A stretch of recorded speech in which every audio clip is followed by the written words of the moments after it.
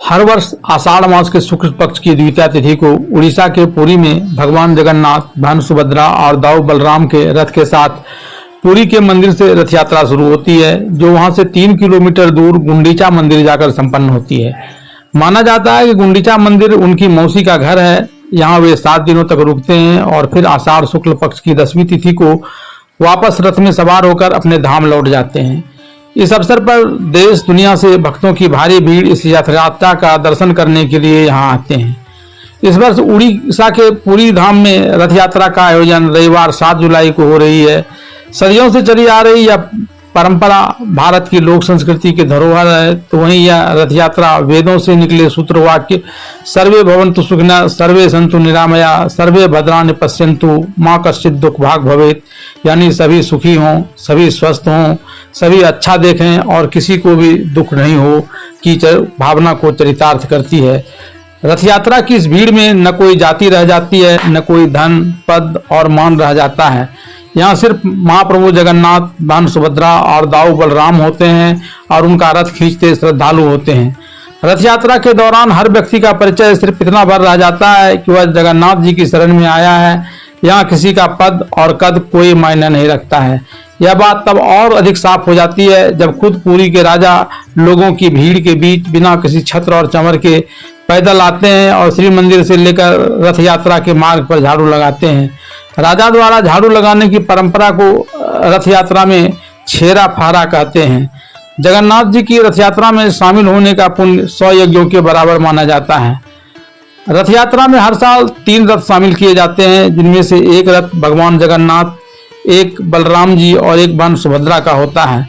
रथ यात्रा के लिए प्रत्येक वर्ष इन रथों का निर्माण किया जाता है। निर्माण की प्रक्रिया बसंत पंचमी के दिन लकड़ी काटकर रथ थाला यानी रथ निर्माण स्थल तक लाने से होता है और अक्षय तृतीया के दिन से यहाँ रथों का बनना प्रारंभ हो जाता है। भगवान जगन्नाथ, बहन सुभद्रा और दाऊ बलराम जिन रथों पर सवार होते हैं, उनमें से हर रथ की ऊंचाई, लंबाई, चौड़ाई और रंग अलग अलग होता है। इसके अलावा इन तीनों रथों के नाम भी अलग अलग होते हैं और इन रथों के निर्माण में काठों की संख्या तथा पहियों की संख्या भी अलग अलग होती है। भगवान जगन्नाथ जी के रथ का नाम नंदी घोष है। इसे बनाने में कारीगर लकड़ी के 832 टुकड़ों का प्रयोग करते हैं। 16 चक्कों पर खड़े इस रथ की ऊंचाई 45 फीट होती है तथा इसकी लंबाई 34 फीट होती है।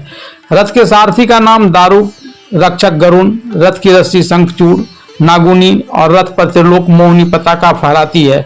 इस रथ को 4 घोड़े खींचते हैं, जिसके नाम शंकर, बालक, सुवेत और हरिदर्श हैं। जगन्नाथ जी के रथ पर नव देवता भी सवार होते हैं। नव देवताओं में गोवर्धन, कृष्ण, गोपी, कृष्णा, नरसिंह, राम, नारायण, त्रिविक्रम, हनुमान और रुद्र शामिल हैं। जगन्नाथ जी के रथ को गरुड़ ध्वज और कपिध्वज भी कहा जाता है। बहन सुभद्रा के रथ का नाम देवदलन है। इसे दर्पदलन भी कहते हैं। इसमें काठों की कुल संख्या 593 होती है और 12 चक्कों पर खड़ा यह रथ 31 फीट लंबा और 43 फीट ऊंचा होता है। खुद अर्जुन ही इस रथ के सारथी हैं और रथ की रक्षिका जय दुर्गा देवी का नाम स्वर्ण चरण नागुनी है। इस रथ का पताका नंदम्बिका कहलाती है। देवी सुभद्रा के रथ को जो 4 घोड़े खींचते हैं, उनके नाम रुचिका, मचिका, जीत और अपराजिता है। दाऊ बलराम जी का रथ तालध्वज कहलाता है। यह 763 काष्ठ खंडों से बना होता है। इसमें कुल 14 चक्के होते हैं और इसकी ऊंचाई 44 फीट होती है। रथ की लंबाई 33 फीट है। इसके सारथी का नाम मैथिली, रक्षक का नाम वासुदेव, रस्सी का नाम वासुकी नाग तथा पताका उन्नयनी कहलाती है। रथ में 4 घोड़े होते हैं, जिसके नाम तीव्र, भर, दीर्घाश्रम और स्वर्णनाभ है। भगवान जगन्नाथ जी की यात्रा शुरू होने को लेकर प्रचलित धार्मिक मान्यता के अनुसार एक बार बहन सुभद्रा ने अपने भाइयों कृष्ण और बलराम जी से नगर को देखने की इच्छा प्रकट की।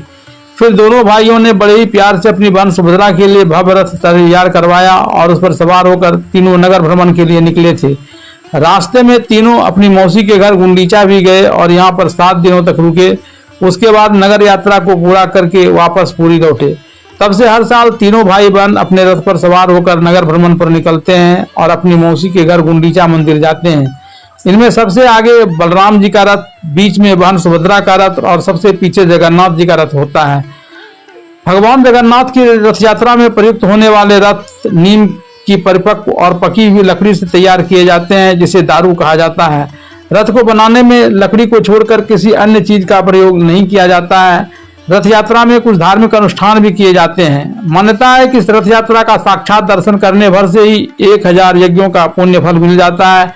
जब तीनों रथ यात्रा के लिए सज संवर कर तैयार हो जाते हैं तो फिर पुरी के राजा गजपति की पालकी आती है और फिर रथों की पूजा की जाती है। उसके बाद सोने की झाड़ू से रथ मंडप और रथ यात्रा के रास्ते को साफ किया जाता है। भगवान जगन्नाथ अपनी यात्रा के दौरान मुस्लिम भक्त सालबेग की मजार पर कुछ देर के लिए जरूर रुकते हैं। माना जाता है कि एक बार जगन्नाथ जी का एक भक्त सालबेग भगवान के दर्शन के लिए पहुंच नहीं पाया था। फिर उसकी मृत्यु के बाद जब उसकी मजार बनी तो वहां से गुजरते वक्त जगन्नाथ जी का रथ खुद ब खुद वहां रुक गया। फिर उसकी आत्मा की शांति की प्रार्थना की गई। इसके बाद ही रथ आगे बढ़ पाया। तब से हर साल रथ यात्रा के दौरान रास्ते में पड़ने वाली सालबेग की मजार पर जगन्नाथ जी का रथ जरूर रुकता है।